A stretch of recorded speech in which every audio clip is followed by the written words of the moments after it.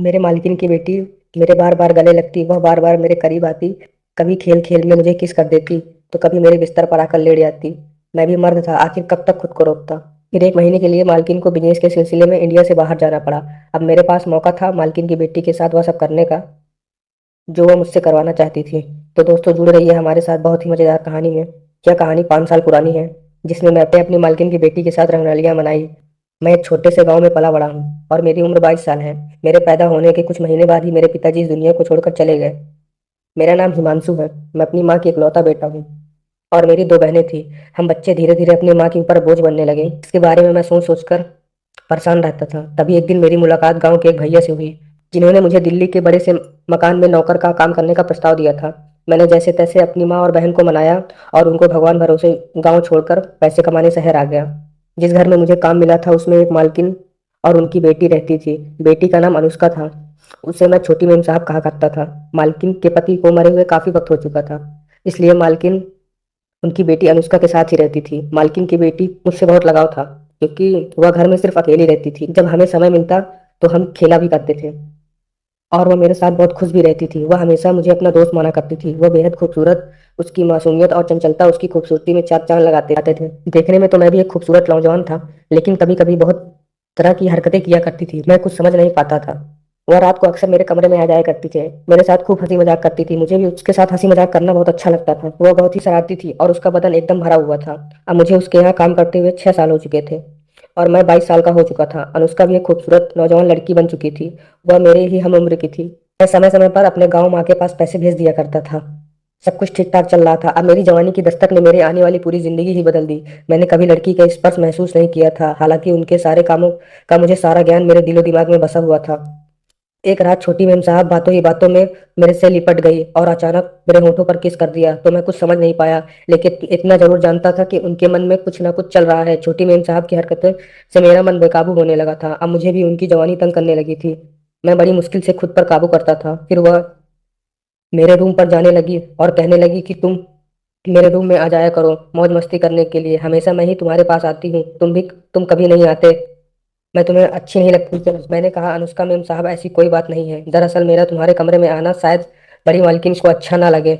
वह झट से बोली, तो मेम साहब कहना बंद करो, मुझे सिर्फ अनुष्का कहा करो। और मॉम तो तुम्हें कुछ नहीं कहेंगी, वह तुम्हें बहुत पसंद करती है। मैंने कहा, ठीक है, आगे से ध्यान रखूंगा।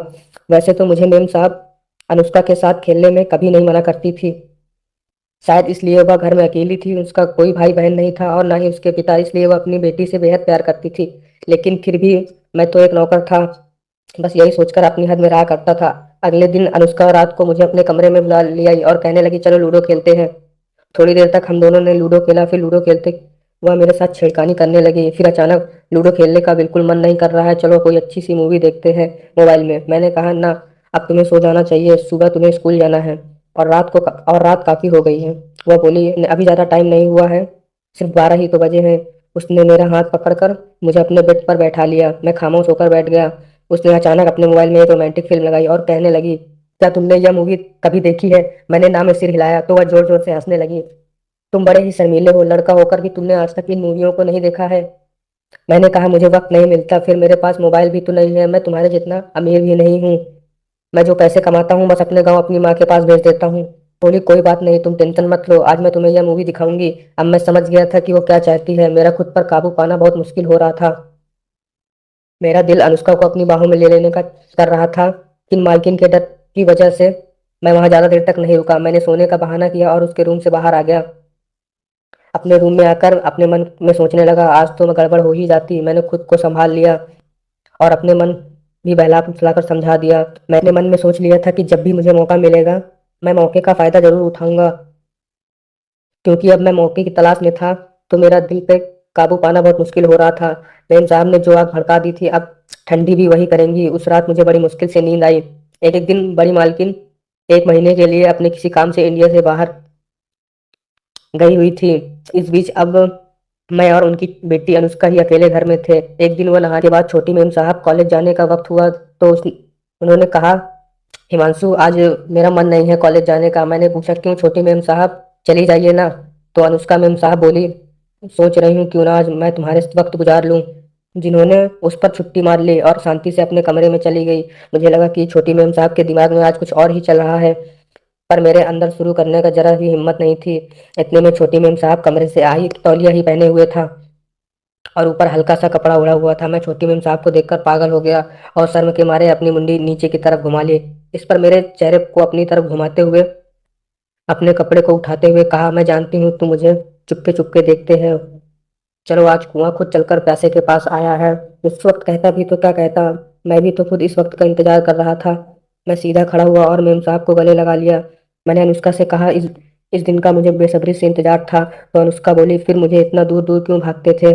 मैंने कहा, मुझ में हिम्मत नहीं थी बोलने की। मैं ठहरा तुम्हारा नौकर, लेकिन आज मैं तुम्हारी खूबसूरती को निहारना चाहता हूँ। आज तो वह कयामत लग रही थी और बेहद खूबसूरत लग रही थी और मैं उसे निहारता जा रहा था। मैंने तो अपनी बाहें भर ली और उस दिन मैंने अनुष्का को खूब सारा प्यार लुटाया। यह सिलसिला लगभग 1 महीने तक चला। 1 महीने तक हर रोज अनुष्का इसी तरह मेरे से प्यार करती। हम लोग न दिन देखते और न रात। हम अपने आप में ही खोए रहते थे और अपनी जिंदगी का आनंद उठा रहे थे। मैं अनुष्का को बेहद चाहने लगा था, वह भी मुझे बेइंतहा मोहब्बत करने लगी थी। अब उसकी बॉडी का साइज काफी बढ़ चुकी थी, जिससे मेरे मालकिन के आते ही हमारे बारे में पता चल गया। उन्होंने मजबूरी में आकर अपनी इज्जत बचाने के लिए अपनी बेटी अनुष्का की शादी मेरे साथ करवा दी। अब मैं इतना अमीर हो चुका हूँ, मैंने अपनी दोनों बहनों की शादी करा दी और अपनी माँ और